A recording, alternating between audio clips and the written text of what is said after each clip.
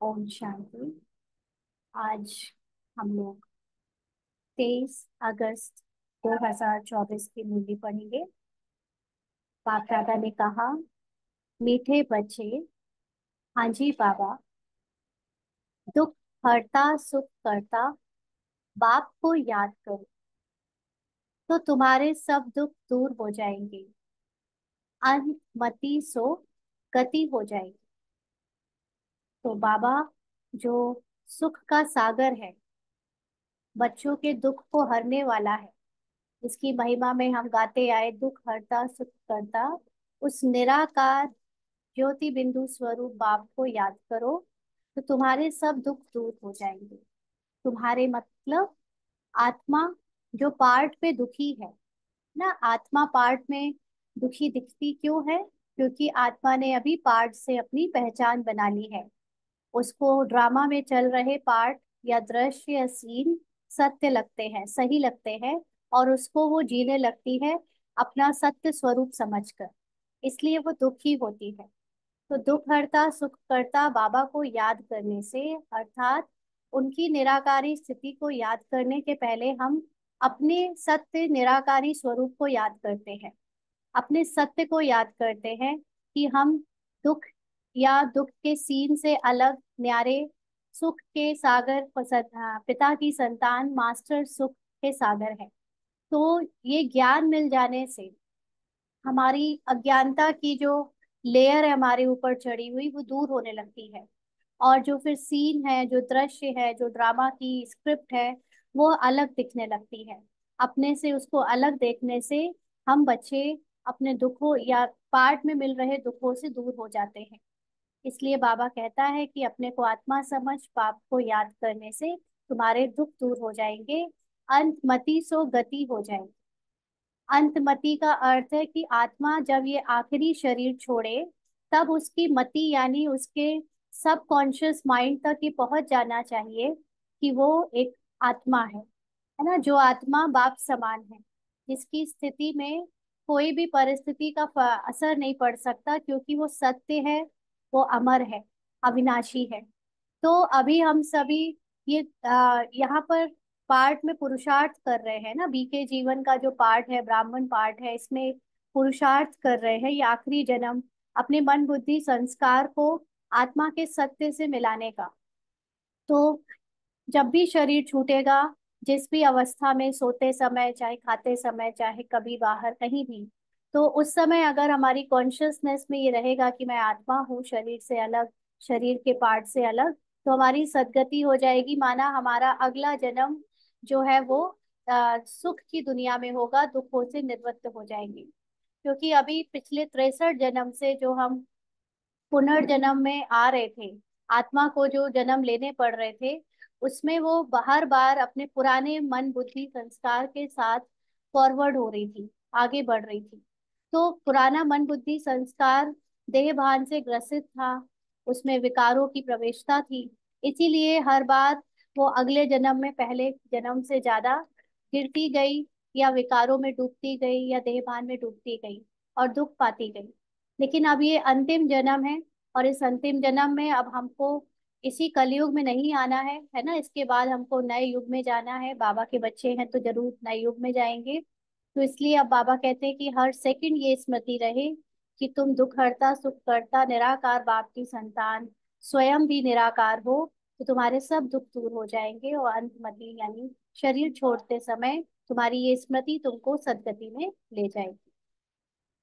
प्रश्न है, बाप ने तुम बच्चों को चलते फिरते याद में रहने का डायरेक्शन क्यों दिया है? जो बाबा की मुरली का सार है, उसी से मिलता जुलता प्रश्न भी है। बाप ने तुम बच्चों को चलते फिरते याद में रहने का डायरेक्शन क्यों दिया है? बाबा ने उत्तर दिया, क्योंकि याद से ही जन्म जन्मांतर के पापों का बोझ उतरेगा। याद से ही आत्मा सतो प्रधान बनेगी। अभी से याद में रहने का अभ्यास होगा तो अंत समय में एक बाप की याद में रह सकेंगे। अंत के लिए ही गायन है। अंत काल जो स्त्री सिमरे, और बाप को याद करने से 21 जन्मों का सुख सामने आ जाता है। बाप जैसी मीठी चीज दुनिया में कोई नहीं। इसीलिए बाप का डायरेक्शन है, बच्चे चलते फिरते मुझे ही याद करो। तो बाप जैसी मीठी चीज दुनिया में कोई नहीं है। बाबा निराकारी, सदा ही कल्याणकारी है। सदा ही अपनी सतो प्रधान, बाबा के लिए तो सतो प्रधान क्या, बाबा तो सागर है ना, सभी गुणों का सागर है। इसीलिए बाबा कभी पाठ के प्रभाव में नहीं आता। और उसकी जो मिठास है, उसकी जो सुंदरता है, उसकी जो शक्ति गुण है, वो कभी कम नहीं होते। तो बाबा को चलते फिरते याद करने का जो डायरेक्शन है, उसका कारण ही है क्योंकि हमें ये भी तो नहीं पता कि हमारी अंतिम श्वास कब निकलेगी। चलते फिरते भी तो निकल सकती है ना। ये तो सार से हम इसको उठाए।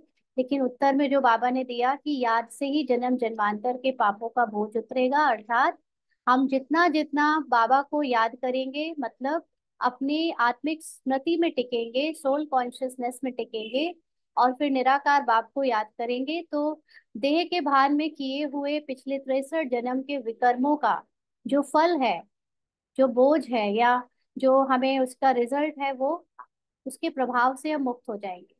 क्योंकि आत्मा ने पार्ट जरूर बजाया, लेकिन आत्मा की गलती नहीं है कुछ भी विकर्म करने में, क्योंकि आत्मा तो ड्रामा में बंधी हुई थी। तो जब ये अपने को शरीर समझने से हम उसके बोझ के तले दब जाते हैं। लेकिन जब हम अपने सत्य को जान गए कि हम वो शरीर नहीं आत्मा है, तो उसके द्वारा किए गए विकर्मों का बोझ भी हमको दुखी नहीं कर सकता। तो इसलिए वो पापों का बोझ जैसे ही उतरता जाएगा, ये ज्ञान ही हमारे 63 जन्म के पापों को मिटा देता है। याद से ही आत्मा सतो प्रधान बनेगी। और जितना जितना हम बाबा को याद करेंगे, माना अपनी निराकारी स्थिति से उस सुप्रीम हाईएस्ट परमात्मा को याद करेंगे, हमारी अवस्था उससे मैच करने लगेगी। उसके जैसे हमें अपना सत्य अनुभव होने लगेगा, तो आत्मा के अंदर जो लास्ट तमो प्रधानता का प्रभाव है पार्ट का, वो समाप्त हो जाएगा और हम अपने सतो प्रधान स्थिति में टिक जाएंगे। और अभी से याद करेंगे, यानी जब तक शरीर छूट रहा है तब तक हमारी याद का अभ्यास, आत्मिक स्थिति में स्थित होने का अभ्यास, हमको हमारे अंत समय में भी बाबा की, परमात्मा की याद में शरीर छुड़वाएगा। क्योंकि अंतमति में हमारे अंदर सिर्फ एक बाप की याद या अपनी सोल कॉन्शियसनेस की स्मृति होनी चाहिए। तभी सदगति हो सकती है, तभी हम नेक्स्ट जन्म में सोल कॉन्शियस दुनिया में पहुंच सकते हैं, है ना। तो ये कलयुग तो बॉडी कॉन्शियसनेस की दुनिया है, और हम सब सदगति के लिए यहाँ आए हैं। यानी हमारा जन्म अब सतयुग में हो, सोल कॉन्शियसनेस वाले दुनिया में हो। तो इसलिए अब हमको अंतमति के लिए ये चलते फिरते बाप की याद की प्रैक्टिस करनी है। और 21 जन्मों का सुख सामने आ जाता है बाप को याद करने से। तो जितना जितना हम अपने निरंतर अभ्यास में रहेंगे, आत्मा समझकर उस हाईएस्ट सुप्रीम परमात्मा को याद करने की अभ्यास में, तो जो 21 जन्मों तक हमारे अंदर गुण होंगे, जो शक्तियां होंगी as a soul conscious part, वो अभी से हमको अनुभव होने लगेगा। और वो हमें फिर उसका साक्षात्कार अपने ही कर्मों द्वारा, अपने ही संकल्पों द्वारा होगा। तो जैसे वो सुख हमारे सामने अभी आ जाएगा ना, सतयुग में जब होगा सो होगा, उस समय तो उस सुख को अलग से अनुभव नहीं किया जा सकेगा, क्योंकि ज्ञान ही नहीं होगा और सभी वैसे होंगे। लेकिन वो सुख जिस उसका इम्पोर्टेंस अभी है ना। अभी हम हाईएस्ट चोटी पर बैठे हैं, जहाँ पर सारा ज्ञान है, सारे अनुभव हमारे साथ हैं। तो उस समय ये सुख की सबसे ज्यादा वैल्यू है। तो इसलिए बाबा कहते हैं कि चलते फिरते मुझे ही याद करो। ओम शांति। किसकी याद में बैठे हो, पूछ रहे हैं बाबा। किससे पूछ रहे हैं? अपने ब्राह्मण बच्चों से ना। यहाँ पर अभी बाबा ब्राह्मण पुरुषार्थी बच्चों से बात कर रहा है। एक होता है आत्मा से बात करना, एक होता है आत्मा जब ब्राह्मण के पार्ट में डूबी हुई है और अपने को ब्राह्मण पार्ट या पुरुषार्थी समझकर बैठी है। तो अभी बच्चे ब्राह्मण पार्ट समझकर बैठे हैं अपने को। तो बाबा कहते हैं किसकी याद में बैठे हो, क्योंकि ब्राह्मण पार्ट में ही याद है ना। आत्मा की अपनी मूल स्थिति में कोई याद नहीं होती। तो बाबा कहते हैं यह है प्यारे ते प्यारा संबंध एक के साथ, जो सबको दुखों से छुड़ाने वाला है। बाप बच्चों को देखते हैं तो सब पाप करते जाते हैं। जब बाबा बच्चों को देखते हैं, माना बाबा हमें किस दृष्टि से देखता है? बाबा हमको कभी हमारे पार्ट से थोड़ी ना देखता है। बाबा तो हमारी निराकारी मूल स्थिति में देखता है, और बाबा को यही दिखता है कि ये बच्चे तो मेरे समान सतो प्रधान है। लेकिन पार्ट में गए हैं तो पाप किया है, पार्ट में पाप हुए हैं। तो बाबा को तो पता है कि पार्ट बच्चों से अलग है। तो बाबा जब हमको उस दृष्टि से देखता है तो वो जो पाप हुए हैं उनका कोई प्रभाव नहीं रह जाता, क्योंकि हमारी मूल स्थिति में हम कोई भी पाप कर ही नहीं सकते। तो आत्मा सतो प्रधान तरफ जा रही है। तरफ जा रही है माना स्मृति से हमारी अवस्था सतो प्रधान होती जा रही है। सारा खेल स्मृति का है। जिस दिन हमारी पूरी तरह से स्मृति आ, अपने अनादि और आदि स्थिति में स्थित हो जाएगी इस दुनिया में, और इस पूरे 63 जन्म के पिछले पार्ट का हम पर कुछ भी लेप छेप नहीं रह जाएगा, है ना। तो अभी आत्मा इस याद से सतो प्रधान की तरफ जा रही है। दुख तो अथाह है ना, पार्ट ही कलयुग का चल रहा है, तो चारों तरफ दुख का ही माहौल है, और खुद के पार्ट में भी दुख भी है ना। सबके पार्ट में कोई ना कोई शरीर का, रिश्तों का, या फाइनेंशियल, या कोई भी तरह का दुख होगा। गाते भी है दुख हरता सुख करता। अब बाप तुमको सच सच सब दुखों से छुड़ाने आए हैं। सच सच। अभी तक जिनसे हमने अल्पकाल के लिए दुख से छुड़ा, अपने को छुड़वाया, वो तो कुछ कुछ देर छूटते थे, फिर दूसरा दुख आ जाता था। अभी पूरी तरह से दुखों से छुड़ाने आए। वो कैसे होगा? जब हम ये भूल जाएंगे कि दुख की दुनिया में हम दुख की दुनिया के हम पार्ट भी हैं, है ना। अपने को जब इससे न्यारा कर लेंगे तब। तो इसलिए बाबा ये ज्ञान हमको सुना रहा है। स्वर्ग में दुख का नामो निशान नहीं होता। ऐसे बाप को याद करना बहुत जरूरी है। बाप का बच्चों के प्रति प्यार होता है ना, यह तो तुम जानते हो। बाप का किन किन बच्चों पर प्यार है, बच्चों को समझाया है। अपने को आत्मा समझो, देह नहीं समझो, है ना। तो जब बाबा ब्राह्मण से बात कर रहा है, तो अभी ब्राह्मण भी एक पार्ट है ना, देह की एक किरदार है। तो बैठे हैं हम ब्राह्मण बन के, इसीलिए बाबा कहता है कि अभी अपने को ये देह नहीं समझो, देह का पार्ट नहीं समझो, आत्मा समझो। आत्मा से बात करेगा तो ये थोड़ी ना कहेगा कि आत्मा समझो। आत्मा तो है ही आत्मा, उसको क्या बताना। लेकिन क्योंकि अभी ब्राह्मण पार्ट सुन रहा है, तो बाबा कहते हैं कि ये पार्ट नहीं समझो, देह नहीं समझो, अपने को आत्मा समझो। जो अच्छे रत्न हैं वह बाप को चलते फिरते याद करते हैं। यह भी क्यों कहते हैं ना, जो अच्छे पुरुषार्थी हैं, जिनको अपने सत्य में बहुत इंटरेस्ट है, वो हर समय अपने सत्य में टिक कर चलते हैं। बाबा की याद में सुप्रीम अवस्था में रहते हैं, उनसे टच में रहते हैं, कंबाइंड रहते हैं। ऐसा क्यों कहते हैं बाबा? क्योंकि तुम्हारा जन्म जन्मांतर से पापों का घड़ा भरा पड़ा है। तो इस याद की यात्रा से ही तुम पाप आत्मा से पुण्य आत्मा बन जाएंगे। माना जन्म जन्मांतर मन बुद्धि के स्मृति में पिछले 63 जन्म के द्वारा, 63 जन्म के अंदर बजे पार्ट का प्रभाव है। विकर्म हुए हैं देह को, देह के भान में आकर, बॉडी कॉन्शियसनेस में होकर, उसकी स्मृतियां हैं, है ना। तो वो सारा अभी बहुत अंदर तक, गहराई तक भरा पड़ा है आत्मा की मन बुद्धि जो अभी चल रही है उसमें, उसके अंदर। तो इसलिए बाबा कहता है कि अभी अपने को मन बुद्धि से भी न्यारा करके अपनी आत्मा में स्थित हो जाओ, आत्मा के सत्य में स्थित हो जाओ, तो तुम्हारे 63 जन्म के मन बुद्धि के प्रभाव से तुम मुक्त हो जाओगे। तो इस याद की यात्रा से पाप आत्मा यानी पाप करने वाले पार्ट के प्रभाव से पुण्य आत्मा यानी पुण्य करने वाले पार्ट की तरफ चले जाओगे। यह भी तुम बच्चे जानते हो कि यह पुराना तन है।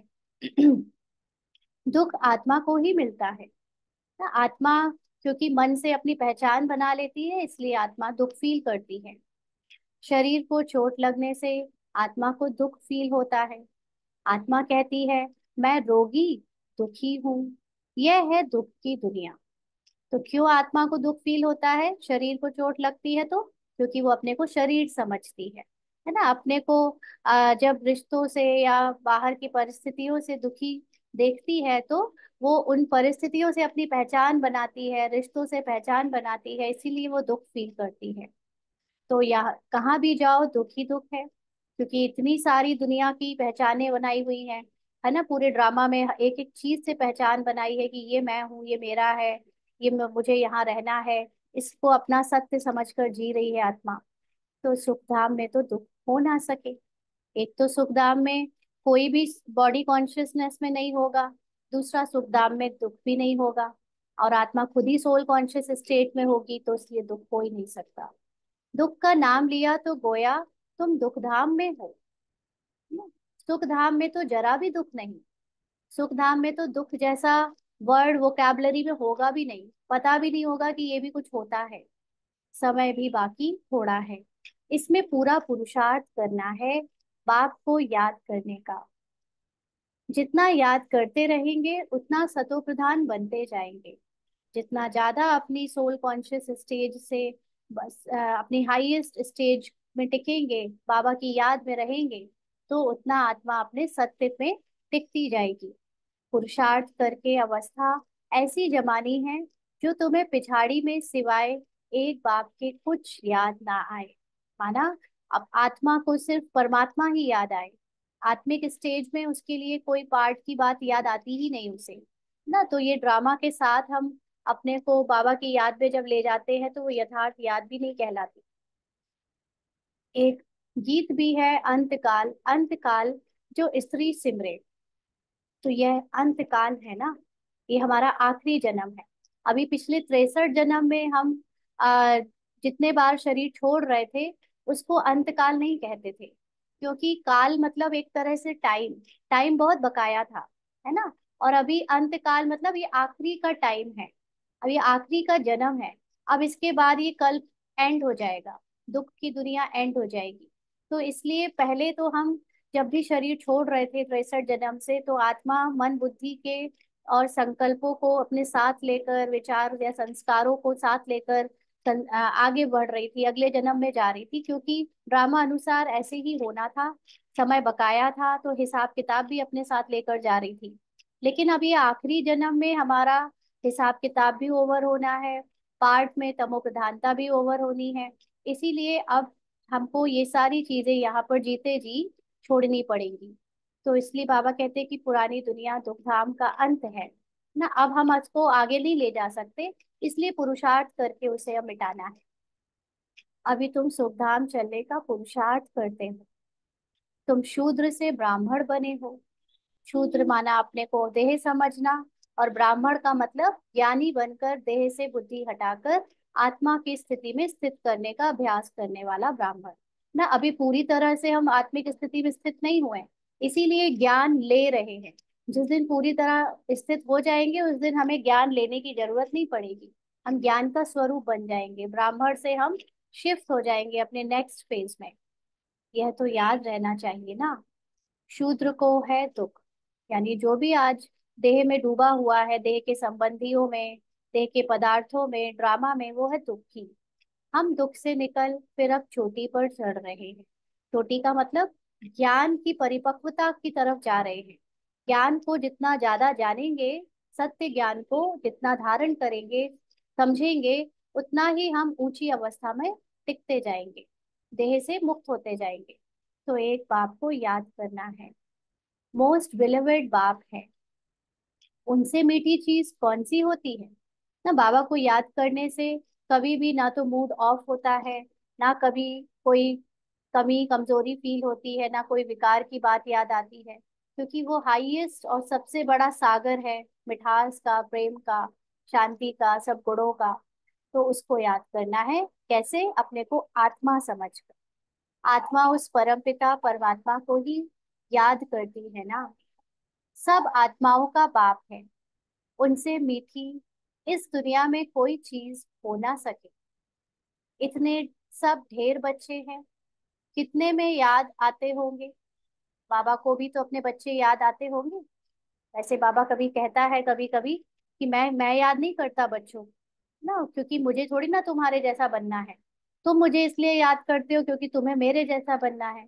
लेकिन फिर कभी कभी बाबा ये भी कहता है कि मैं भी तुम्हें याद करता हूँ, है ना। तो ये आज बाबा कहता है कि इतने सब ढेर बच्चे हैं, कितने में याद आते होंगे बाबा को। ये करोड़ों बच्चों को बाबा कितनी देर में याद कर लेता होगा? सेकंड में। क्यों, ऐसा क्यों है? हमारे लिए बाबा के लिए वो सेकंड भी बाबा सेकंड से छोटी कोई घड़ी की उस वक्त आइडेंटिटी बता नहीं सकता ना, क्योंकि बाबा की दुनिया में तो कोई टाइम है ही नहीं। बाबा तो काल से परे है, इसीलिए उसको महाकाल कहते हैं। आत्मा भी वैसे काल से परे है, इसीलिए वो भी मास्टर महाकाल है। लेकिन आत्मा अभी पाठ सुन रहा है। पाठ में हमको समय की घंटी सुनाई देती है, इसलिए उसके अकॉर्डिंग देखा जाए तो बाबा को अपने सारे बच्चे एक साथ इकट्ठा सामने सेकंड में याद आ जाते हैं। अच्छा, सारे सृष्टि का चक्र कैसे फिरता है? पूरा ये जो साइकिल है ड्रामा का, वो कैसे फिरता है? वह भी तुम बच्चों की बुद्धि में अर्थ सहित है ना। जैसे आत्मा अपने अनादि रूप से आदि काल में आती है, फिर मध्य में, फिर अंत में, कैसे कैसे उसकी पार्ट में चेंज होता जाता है। परिवर्तनशील ड्रामा है। तो जैसे कोई ड्रामा देख कर आते हैं, कोई पूछेंगे ड्रामा याद है? हाँ कहने से ही सारा बुद्धि में आ जाता है, शुरू से लेकर अंत तक, है ना। जिसने पूरी मूवी देखी है, 2 घंटे 3 घंटे की, अगर कोई इससे पूछे कि तुम्हें मूवी याद है, तो हर कोई यही कहेगा हाँ क्यों नहीं, पूरी याद है। और जैसे ही ये बोलता है तो जैसे पूरी मूवी याद ही होती है, सिर्फ सामने बताने में टाइम लगता है ना। बाकी तो स्मृति में पूरी आदि से अंत तक एक एक रहस्य पता होते हैं उसे। बाकी यह वर्णन करके सुनाने में तो समय लगेगा ना। यही बात है कि जो शब्दों में जब हम आते हैं तो उस चीज का टाइम बढ़ जाता है बताने में, लेकिन जो समझ है वो एक सेकंड में आ जाती है। तो बाबा बेहद का बाबा है, आत्माओं का बाबा है ना। उसको याद करने से ही 21 जन्मों का सुख सामने आ जाता है। आत्मिक रूप में जब याद करते हैं तो हमको फिर एक एक की जरूरत नहीं बताने की कि कब कौन से जन्म में क्या बने, लेकिन टोटल क्रॉस लेवल पे जो सुख मिलने वाला है वो याद आ जाता है। बाप से यह वर्षा मिलता है। सेकंड में बच्चों को बाप का वर्षा सामने आ जाता है। बच्चा पैदा हुआ, बाप जान जाते हैं वारिस ने जन्म लिया, सारी मिल्कियत याद आ जाएगी। तुम भी अकेले अलग अलग बच्चे हो, अलग अलग वर्षा मिलता है ना। तो जब बाबा ये पार्ट से बात कर रहा है, बी के पार्ट, ब्राह्मण पार्ट से, तो हर ब्राह्मण का पार्ट एकदम अलग अलग है ना। कल भी बाबा ने कहा था पार्ट सबके अलग अलग है, एक का पार्ट ना मिले, एक के फीचर्स ना मिले दूसरे से, लेकिन आत्मा तो सब एक जैसी है। तो यहाँ पर अभी हम सब ब्राह्मण बन के जो बैठे हैं बाबा के सामने, तो बाबा सब बच्चों को देखता है कि अभी देखने में सब अलग अलग है। और सबका जो वर्षा है, वर्षा भी कौन सा, एक तो अनादि रूप में हम सब की जो सतो प्रधान स्थिति है वो भी परसेंटेज में अलग अलग है। और फिर जो आदि काल में भी जो हमारा पार्ट है सतयुग में, वो भी अलग अलग है। तो इसीलिए बाबा कहते हैं कि अलग अलग याद करते हैं। सबकी याद भी, सबकी समझ ज्ञान की अलग अलग है। हम बेहद बाप के वारिस हैं। सतयुग में तो एक ही बच्चा होता है, वह सारी मिल्कियत का वारिस ठहरा। बच्चों को बाप मिला और विश्व का मालिक बना। सेकंड में देरी नहीं लगती। बाप कहते हैं तुम अपने को आत्मा समझो, है ना। जब फिजिकल बॉडी के जब फादर के बच्चे होते हैं, तो भी वो पैदा होते ही 1 सेकंड में अपने बाप का वर्षे के अधिकारी हो जाता है। तो यहाँ पर जब हम बाबा को अपना बाप मानकर आत्मिक रूप में स्थित होते हैं, तो हमारे लिए भी 1 सेकंड में वो सुख, शांति, प्रेम, पवित्रता जिसको जन्म जन्म ढूंढते आए, है ना, जिसके लिए दर दर भटके, हम उसके तुरंत हकदार हो जाते हैं। माना उसको हम अपनी प्रॉपर्टी जान जाते हैं। जान जाते हैं माना वो हमारे अंदर है ही, ये ज्ञान मिल जाता है। तो बाबा कहते हैं अपने को तुम आत्मा समझो, फीमेल मत समझो ना। ब्राह्मण में भी के बहनें जो बैठी हैं, वो अपने को फीमेल ना समझे। आत्मा तो बच्चा है ना। आत्मा किसका बच्चा है? उस सुप्रीम बाप का, सुप्रीम आत्मा का। बाबा कहते हैं हमें सब बच्चे याद पड़ते हैं। आत्माएं सब भाई भाई हैं। एक ही पिता की संतान होने के कारण सबको वर्षा मिलता है, इसीलिए सब भाई भाई हैं। जो भी सब धर्म वाले आते हैं, वह कहते सब धर्म वाले भाई भाई हैं, परंतु समझते नहीं। अभी तुम समझते हो कि हम बाबा के मोस्ट बिलीवेड बच्चे हैं।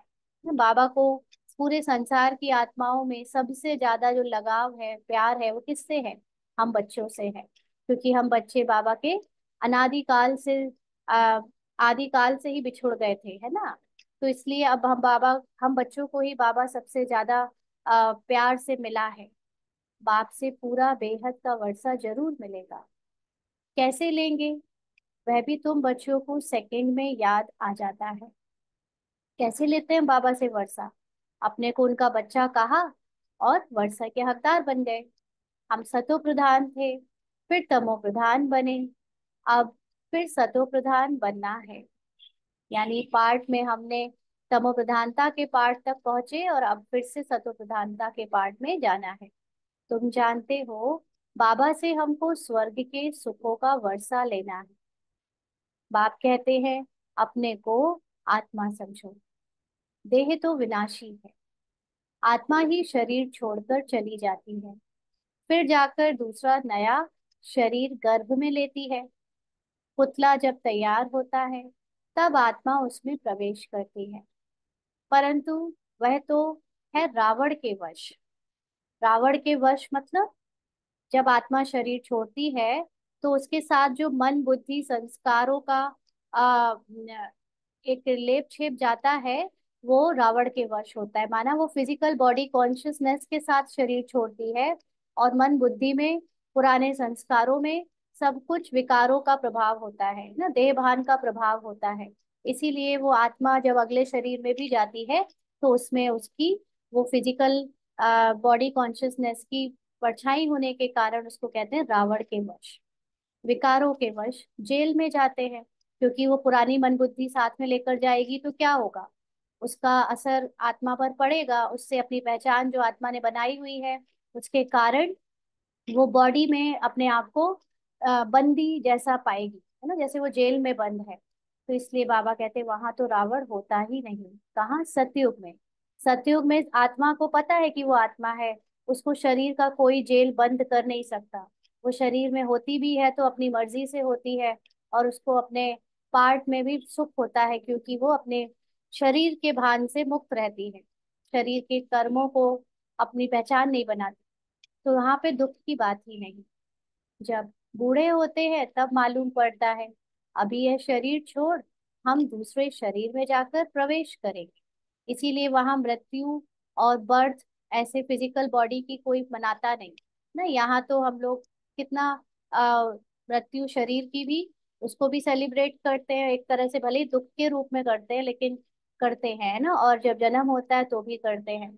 वहां पर तो ये बहुत नॉर्मल प्रक्रिया है कि एक शरीर छोड़कर दूसरे में जाएंगे, कोई दुख की बात नहीं। वहां तो डर की कोई बात नहीं रहती है ना, शरीर छोड़ने में ना घर वाले डरते हैं और ना जिस जो छोड़ रहा है वो डरता है।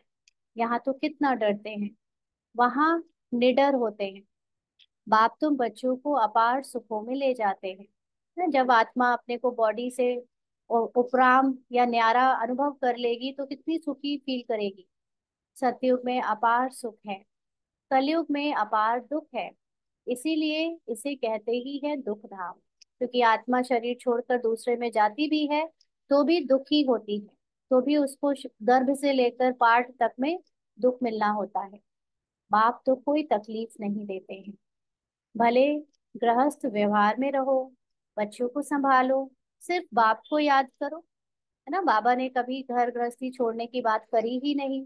पाठ बजा रहे हो, गृहस्थी का पाठ मिला है, बहुत बढ़िया, है ना। आत्मा समझकर हम गृहस्थी का पाठ खुशी खुशी बजाए, है ना। बच्चों को संभालने का पाठ बजाए तो याद रखें कि मैं पाठ में केवल माँ हूँ, पाठ के बच्चे हैं, है ना। अपने घर परिवार में जिनकी भी सेवा कर रहे हैं, ये स्मृति में रखो कि मैं आत्मा हूँ और ये पाठ बजा रही हूँ।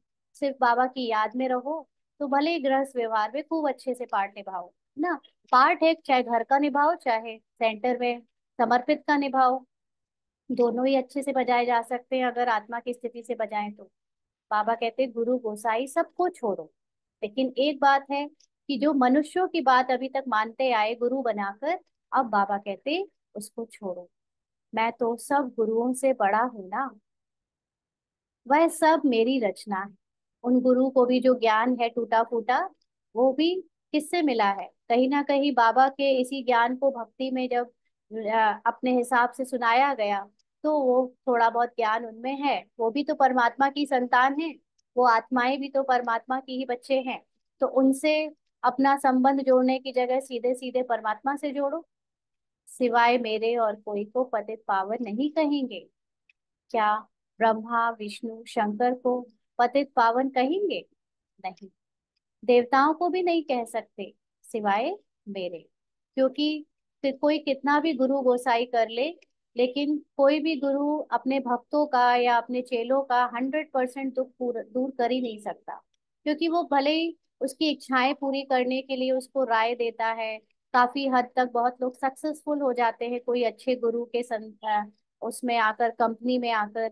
लेकिन फिर भी जो पार्ट में पिछले हिसाब किताब का जब फल आता है, तो उसका दुख तो आत्मा को अनुभव होता ही है। क्योंकि अभी तक उसको ये ज्ञान नहीं हुआ है कि वो आत्मा पार्ट से अलग है। और ये ज्ञान कोई भी शरीर के गुरु गोसाई दे ही नहीं सकते, है ना। इसलिए वो पार्ट में भी दुखी होती ही है।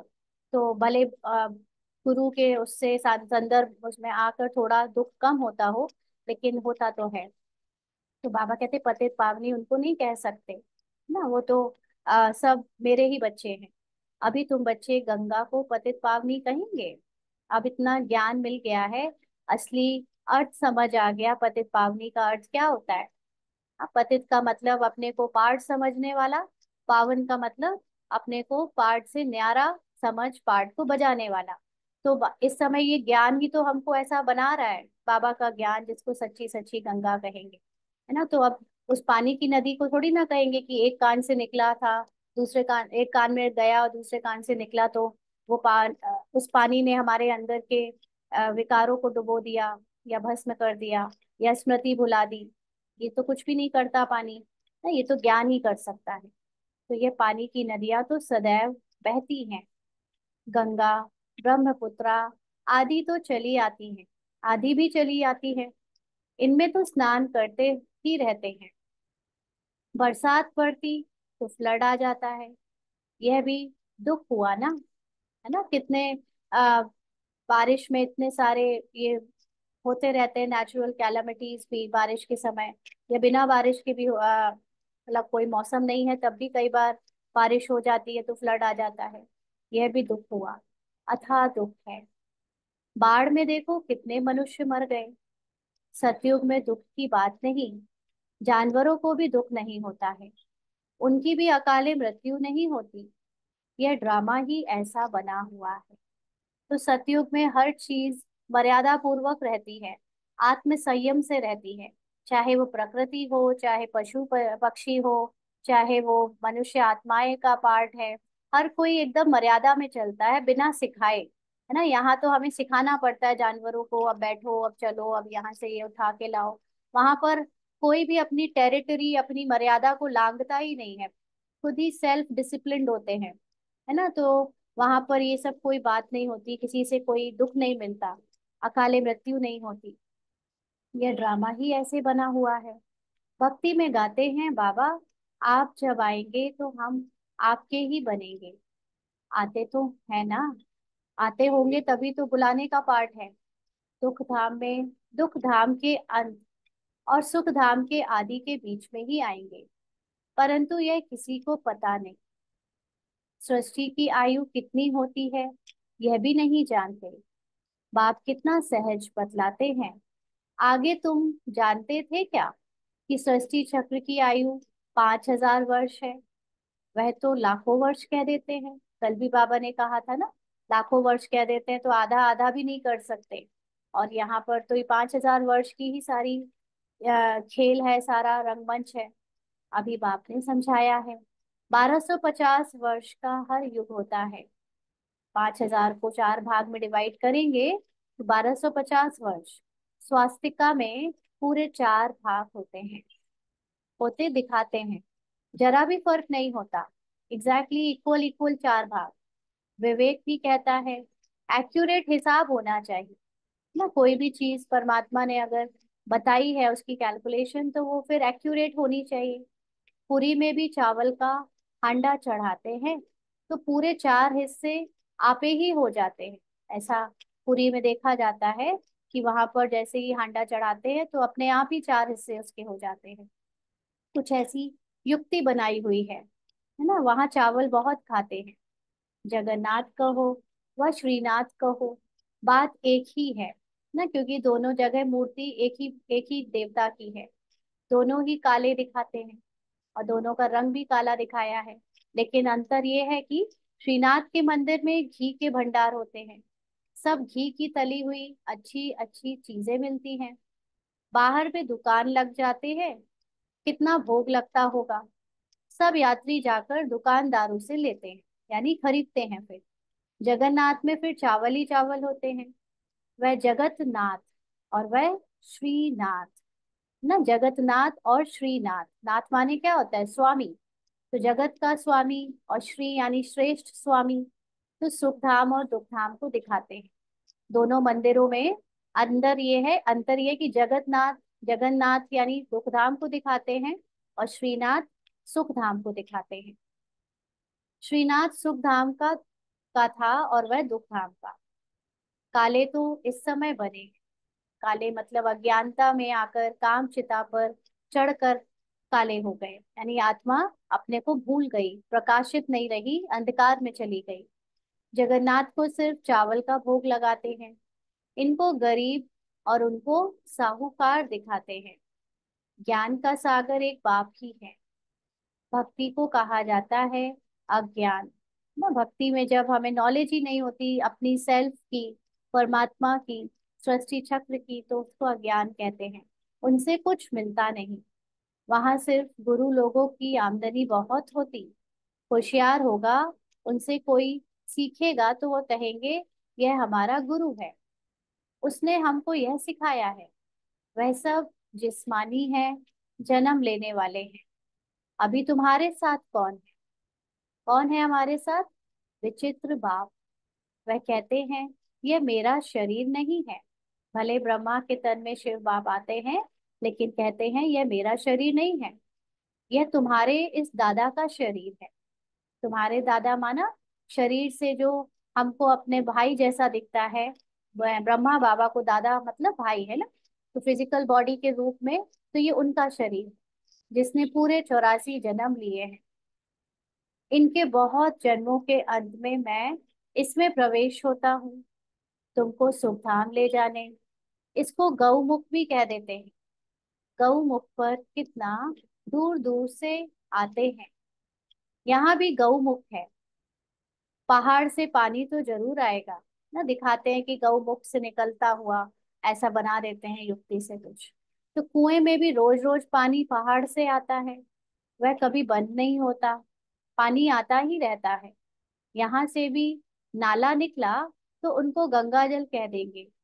वहां जाकर स्नान करते हैं, गंगा जल समझते हैं। लेकिन पतित से पावन इस पानी से थोड़े बने। बाप कहते हैं मैं पतित पावन मैं हूँ। हे आत्माएं, मामेकम याद करो। देह सहित देह के सभी संबंध छोड़ अपने को आत्मा समझकर मुझे याद करो, तो तुम्हारे जन्म जन्मांतर के पाप भस्म हो जाए। अभी 1 मिनट के लिए हम सभी अशरीरी होकर बाबा की याद में टिकेंगे और अपने आप को एकदम साइलेंस में स्थित कर लेंगे।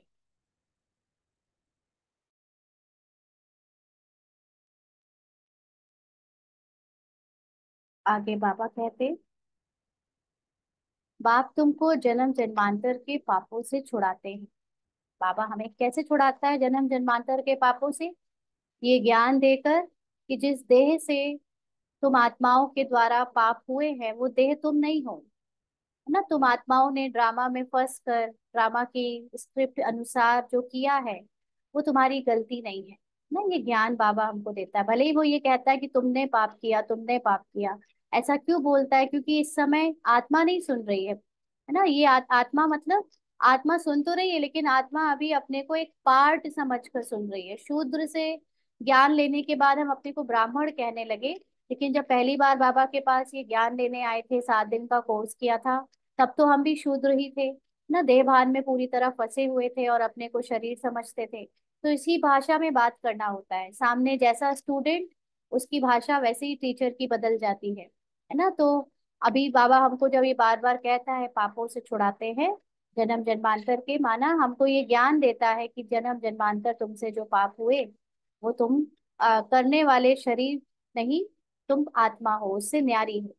तो इस तरह से हम उससे मुक्त हो जाते हैं, माना उसके कर्मों के फल से, उसके प्रभाव से मुक्त हो जाते हैं। फल तो फिर भी आएगा पार्ट में, लेकिन मुझे उस पर उसका असर नहीं होगा।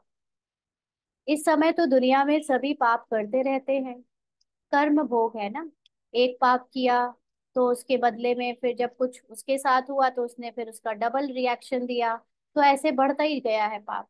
कर्म भोग है ना। अगले जन्म में पाप किया है, 63 जन्म का हिसाब किताब है। अगले जन्म माना पिछला जन्म, बाबा की भाषा में वो अगले वर्ड यूज करते हैं।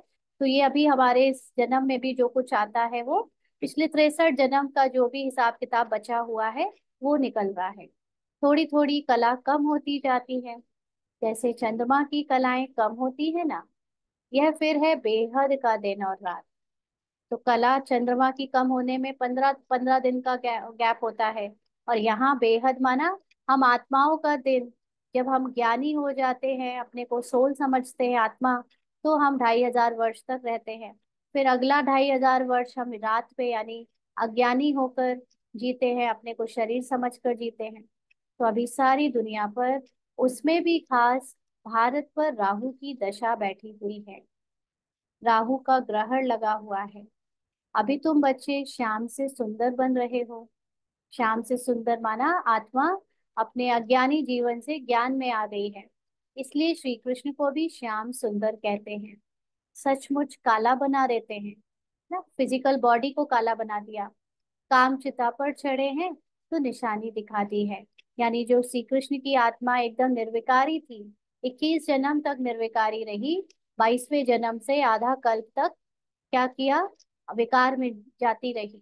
इसीलिए उस आत्मा की निशानी को शरीर में काला रंग दिखा दिया। परंतु मनुष्यों की कुछ बुद्धि चलती नहीं ना, रियल सत्य क्या है उसके पीछे वो जानने की कोशिश करते नहीं। एक सावरा दूसरा गोरा कर देते हैं। अभी तुम गोरा बनने का पुरुषार्थ कर रहे हो, सतो प्रधान बनने का पुरुषार्थ करेंगे तब तो बनेंगे ना। इसमें तकलीफ की बात नहीं। नहीं, यहाँ पर पुरुषार्थ करेंगे अर्थात बार बार अपने को आत्मा समझेंगे, इसका अभ्यास बढ़ाएंगे, तब तो आत्मा की फुल कॉन्शियसनेस में टिक पाएंगे। और इसमें सिर्फ इतना ही तो याद रखना है कि मैं आत्मा हूँ, हर कर्म करते चलते फिरते, तो कोई तकलीफ की बात नहीं। नहीं तो फिजिकली हम लोगों ने कितने मेहनत करी है भक्ति मार्ग में, जब धक्के खाए हैं, उसके हिसाब कंपैरिजन में तो यहाँ कोई भी मेहनत नहीं है, सिर्फ बुद्धि का काम है चलते फिरते। यह ज्ञान अभी तुम सुनते हो, फिर प्रायः लोप हो जाता है। भले गीता पढ़कर सुनाएंगे, ये ज्ञान गीता में काफी हद तक सेम टू सेम रहता भी है, परंतु यह ज्ञान तो सुना ना सके। लेकिन एग्जैक्टली ड्रामा का ज्ञान मुख्य बात तो उसमें है ही नहीं, गीता में भी है ना। वह हुआ भक्ति मार्ग के लिए पुस्तक। भक्ति मार्ग के लिए ढेर सामग्री है, ढेर शास्त्र हैं। कोई क्या पढ़ते, कोई क्या करते।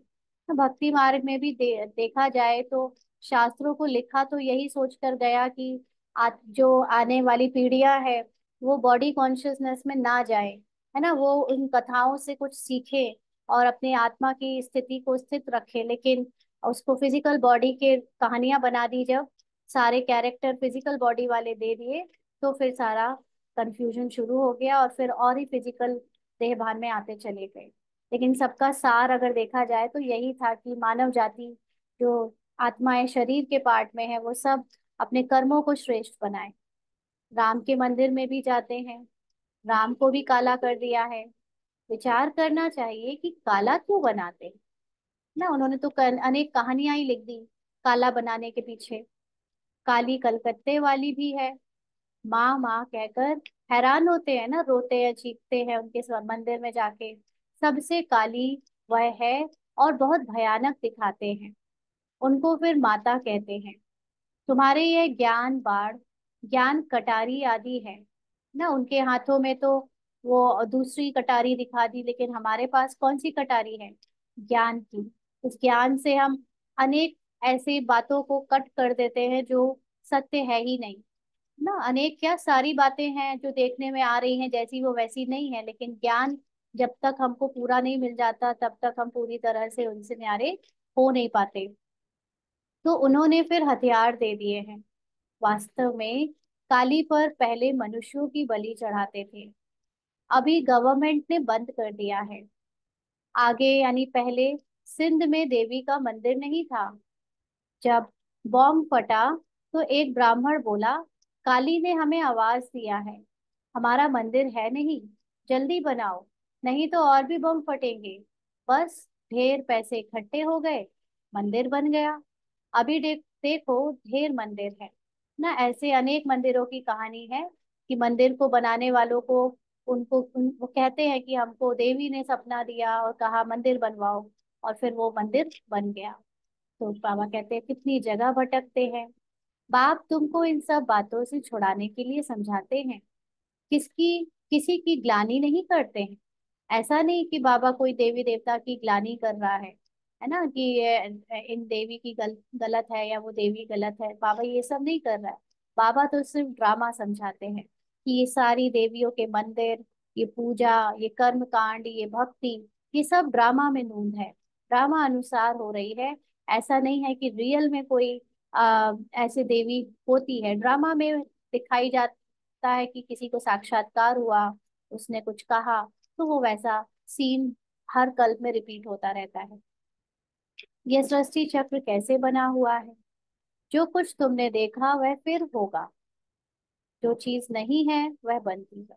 यहाँ तक कि बाबा के बच्चों में भी जो साक्षात्कार हुए हैं, है ना, तो ऐसा नहीं है कि वो बाबा उसको भी कोई रद्द कर देगा या सिर्फ उसी पे टिके टिके रहे हम कि वो वही सत्य है। ये तो सिर्फ जो कुछ दिखाना था वो कुछ कारण से दिखाना होता है, दिख जाता है, उसके बाद फिर हर कल्प में दिखेगा।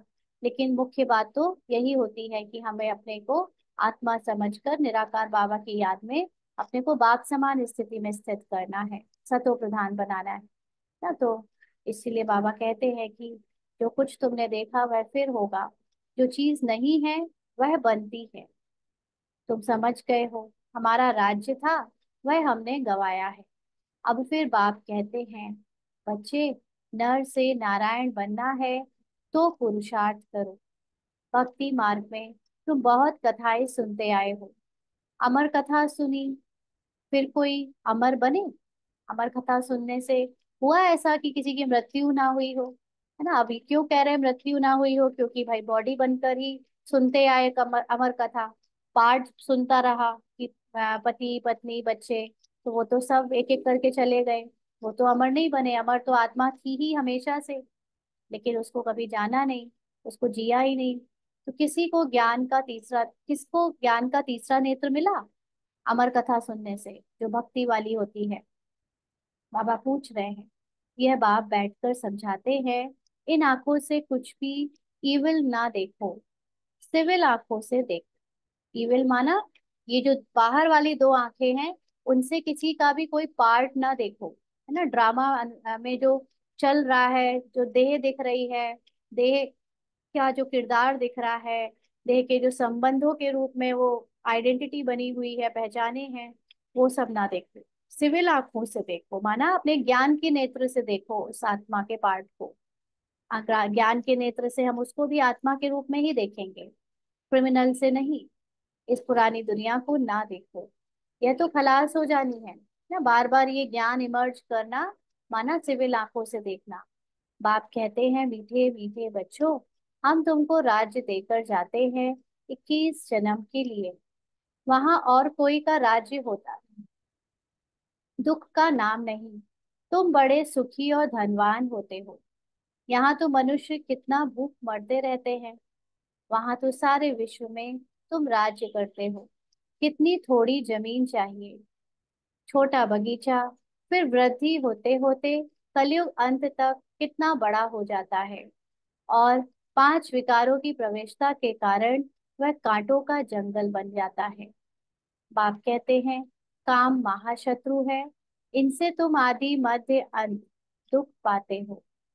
ज्ञान और भक्ति को भी अब तुमने समझा है, ना कुछ लोगों का ये क्वेश्चन होता है कि जब बाबा ये कहता है काम महाशत्रु है और तुमने आदि मध्य अंत दुख पाया है, तो क्या कल्प के आदि में भी हमने दुख पाया? नहीं। बाबा ये बात किससे कह रहा है काम महाशत्रु है? ये कह रहा है पार्ट से, है ना। और पार्ट का मतलब देह भान से। तो देह भान जब आत्मा में है, उसका पार्ट जब से देह भान का शुरू हुआ, उसको आदि कहेंगे। माना द्वापर युग से, है ना। यहाँ पर काम वासना कब से शुरू हुई है? द्वापर से। तो उसके लिए वो आदि है द्वापर, ना कि वो सतयुग से। कल्प की आदि की बात नहीं हो रही है, विकार की आदि तो द्वापर से हुई है ना। इसलिए आदि मध्य अंत, यानी अंत तक, कलयुग के अंत तक दुख पाते हो। ज्ञान और भक्ति को भी अब तुमने समझा है। विनाश सामने खड़ा है, इसलिए अब जल्दी जल्दी पुरुषार्थ करना है, नहीं तो पाप भस्म नहीं होंगे। बाप की याद से ही पाप कटेंगे। पतित पावन एक बाप ही है। कल्प पहले जिन्होंने पुरुषार्थ किया है, वह करके ही दिखाएंगे। ठंडे मत बनो, सिवाय एक बाप के और कोई को याद ना करो। है ना। अपने को आत्मा समझकर जीने में आलस से नहीं आना चाहिए।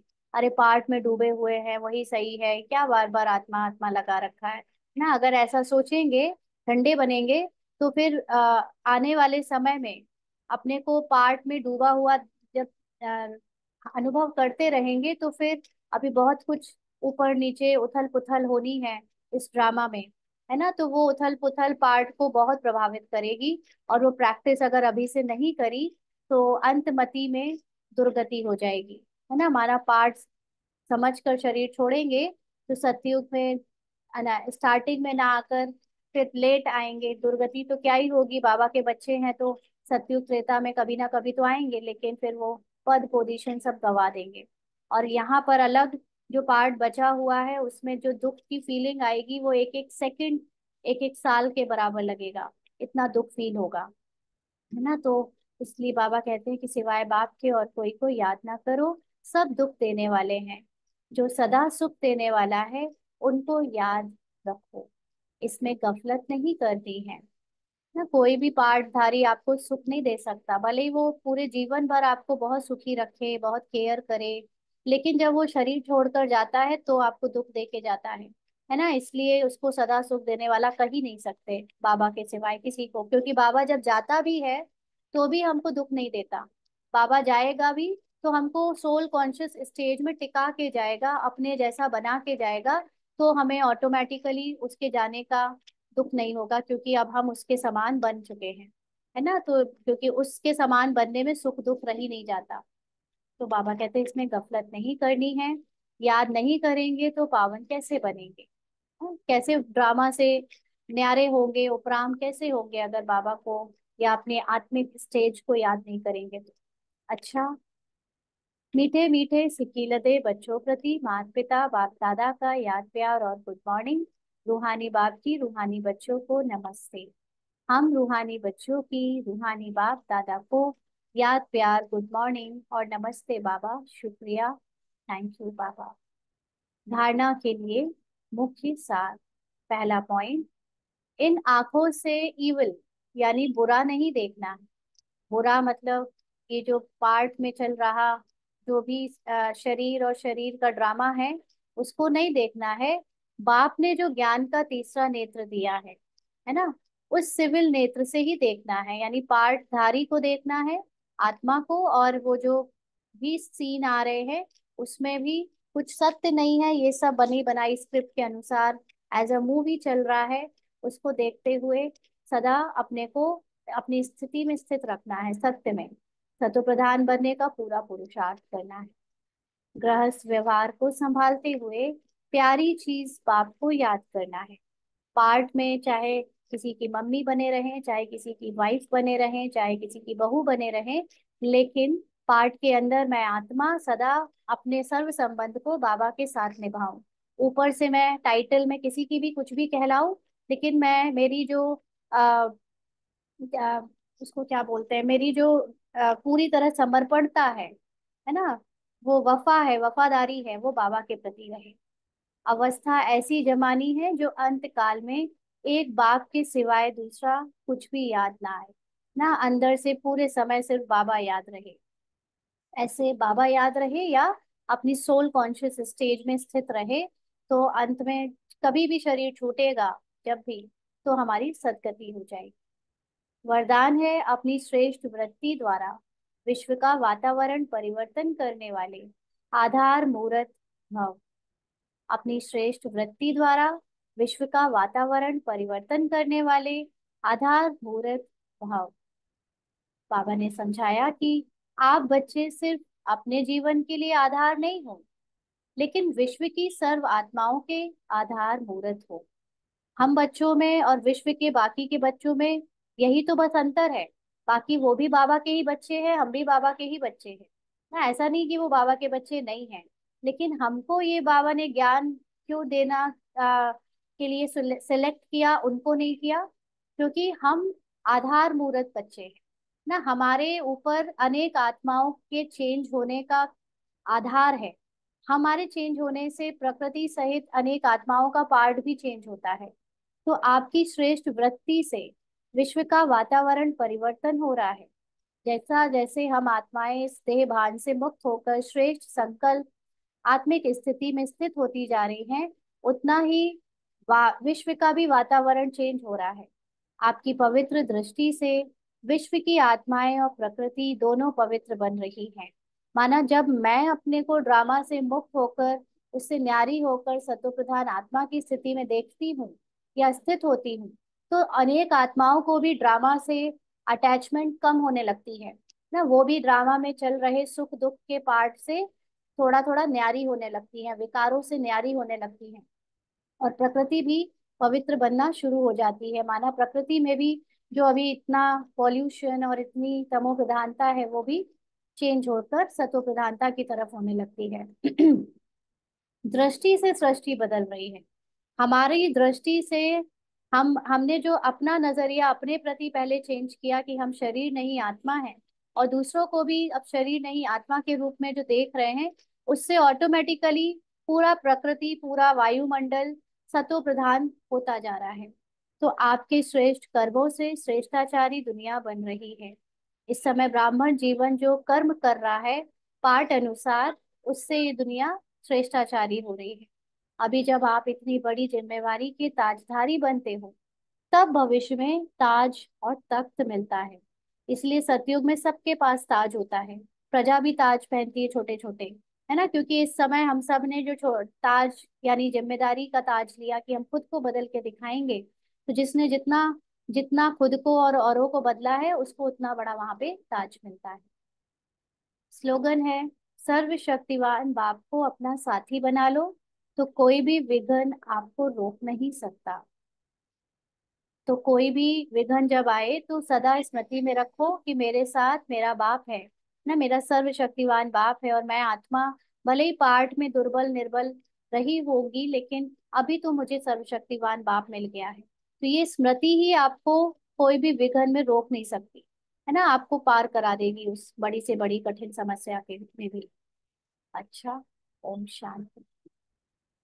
आज के अव्यक्त इशारे हैं, जिस समय कोई भी परिस्थिति आए तो बाप को साथी बना लो, तो अनुभव करेंगे कि मैं अकेला नहीं हूँ। क्या बाप को, सर्वशक्तिवान को अपना साथी बना लो, तो अनुभव करेंगे मैं अकेला नहीं हूँ। मेरे साथ विशेष शक्ति है। जहाँ बाप है, वहां चाहे कितने भी तूफान हो, वह तोहफा बन जाएंगे। तोहफा बन जाएंगे माना कुछ ना कुछ आप में परिवर्तन करके जाएंगे। चाहे वो आपकी सोल कॉन्शियस स्टेज को बढ़ा के जाए, चाहे वो आपका हिसाब किताब यानी ड्रामा से आपको न्यारा कर दे, चाहे कहीं से आपकी कोई अटैचमेंट को छुड़ा दे। माना तूफान देखने में लगेगा, लेकिन जब वो चला जाएगा तो आपको अनुभव होगा कि आपके अंदर एक बहुत बड़ा परिवर्तन आ चुका है। वो तोहफा बन जाएगा आपके लिए। तो निश्चय बुद्धि विजयंती, इस टाइटल की स्मृति से विजयी बनो। लेकिन जब ये स्मृति रहे कि मेरे साथ सर्वशक्तिवान कंबाइंड है, उसके साथ मैं सदा विजय हूं ही, तब ये टाइटल आपको विजयी बना देगा। अच्छा, ओम शांति।